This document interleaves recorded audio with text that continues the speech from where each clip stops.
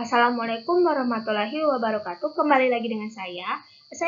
Kali ini saya akan menjelaskan tentang kepemimpinan pendidikan dari mata kuliah pengelolaan pendidikan. Kenalkan, nama saya Puan Olia Maharani dengan NPM A1A02379 dengan program studi pendidikan bahasa Indonesia dari Universitas Bengkulu. Langsung saja, yaitu pengertian. Kepemimpinan adalah kemampuan seseorang untuk mempengaruhi, memotivasi, dan mengarahkan orang lain dalam mencapai tujuan tertentu. Nah, seorang pemimpin ini memiliki kemampuan untuk memimpin, mengatur, menginspirasi orang-orang di sekitarnya untuk bekerja bersama menuju visi dan misi yang telah ditetapkan. Lalu, tugas utama pemimpin yaitu yang pertama, menetapkan visi dan tujuan. Nah, seorang pemimpin harus bertanggung jawab untuk menetapkan visi, misi, dan tujuan yang jelas bagi tim atau organisasi. Nah, visi dan tujuan ini memberikan arah dan motivasi bagi anggota tim untuk bekerja menuju pencapaian yang diinginkan. Lalu yang kedua, menginspirasi dan memotivasi. Nah, seorang pemimpin ini harus mampu menginspirasi dan memotivasi anggota tim untuk mencapai tujuan bersama. Nah, pemimpin juga memberikan dukungan, bimbingan, dan dorongan kepada anggota tim agar dapat memberikan kontribusi yang maksimal. Lalu yang ketiga, mengambil keputusan. Nah, seorang pemimpin harus memiliki kemampuan untuk mengambil keputusan yang tepat dan strategis dalam situasi yang kompleks. Nah, keputusan yang diambil pemimpin akan mempengaruhi arah dan hasil kerja tim secara keseluruhan. Lalu, yang keempat, mengelola konflik. Nah, pemimpin harus mampu mengelola konflik dan memediasi perbedaan pendapat di antara anggota tim. Kemampuan dalam menyelesaikan konflik dengan bijaksana akan membantu menjaga hubungan kerja yang harmonis. Lalu yang kelima, komunikasi yang efektif. Nah, pemimpin harus memiliki kemampuan komunikasi yang baik untuk dapat berkomunikasi dengan jelas, terbuka, dan efektif kepada anggota tim. Nah, komunikasi yang baik ini membantu memastikan pemahaman yang sama dan koordinasi yang baik di antara anggota lain. Lalu, mengawasi kinerja. Pemimpin bertanggung jawab untuk mengawasi kinerja anggota tim dan memastikan bahwa tujuan dan standar kinerja tercapai. Pemimpin ini memberikan umpan balik konstruktif dan evaluasi kinerja secara berkala. Lalu, apa saja gaya kepemimpinan di pendidikan?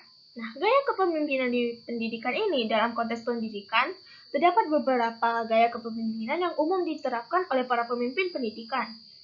Nah, berikut ini yaitu kepemimpinan transformasional. Nah, ini merupakan gaya kepemimpinan transformasional melibatkan pemimpin yang mampu menginspirasi, memotivasi, dan mengubah orang lain melalui visi yang jelas dan inspiratif. Nah, yang kedua, kepemimpinan servan. Gaya kepemimpinan servan ini menempatkan pelayanan kepada orang lain sebagai prioritas utama. Ya, pemimpin servan fokus pada kebutuhan dan pengembangan anggota tim, serta berusaha untuk membantu mereka mencapai potensi maksimal mereka. Lalu yang ketiga, kepemimpinan demokratis.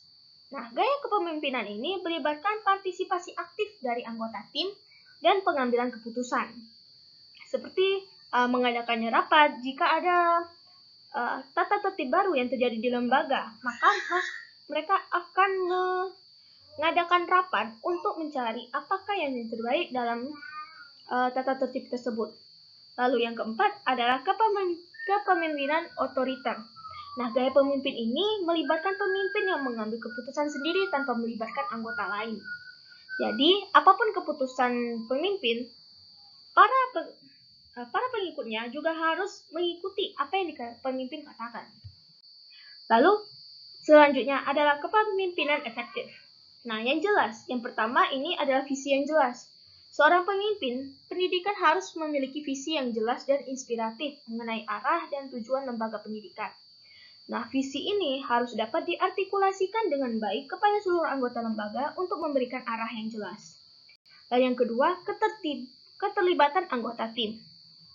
Pemimpin efektif di lembaga pendidikan melibatkan anggota timnya dalam pengambilan keputusan dan pengembangan program pendidikan.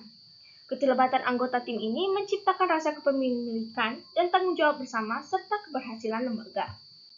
Lalu yang ketiga yaitu pengembangan profesionalisme. Nah, pemimpin pendidikan harus memberikan dukungan dan kesempatan bagi pengembangan profesionalisme guru, staf administrasi, dan tenaga pendidikan lainnya. Dengan menggunakan pelatihan, pembinaan, dan pengembangan keterampilan harus didorong secara terus-menerus. Lalu yang keempat, ada komunikasi terbuka dan efektif. Nah, komunikasi yang terbuka, jujur, dan efektif sangat penting dalam kepemimpinan efektif di lembaga pendidikan. Pemimpin harus dapat berkomunikasi dengan baik kepada seluruh anggota lembaga untuk memastikan pemahaman yang sama dan koordinasi yang baik. Lalu yang kelima, pemantauan dan evaluasi. Nah, pemimpin pendidikan harus secara teratur memantau dan mengevaluasi kinerja lembaga, program pendidikan, dan kinerja individu untuk memastikan bahwa tujuan pendidikan tercapai dan perbaikan dapat dilaksanakan. Baik, itu saja materi yang dapat saya sampaikan. Terima kasih sudah mendengarkan video saya kali ini. Saya akhiri. Wassalamualaikum warahmatullahi wabarakatuh.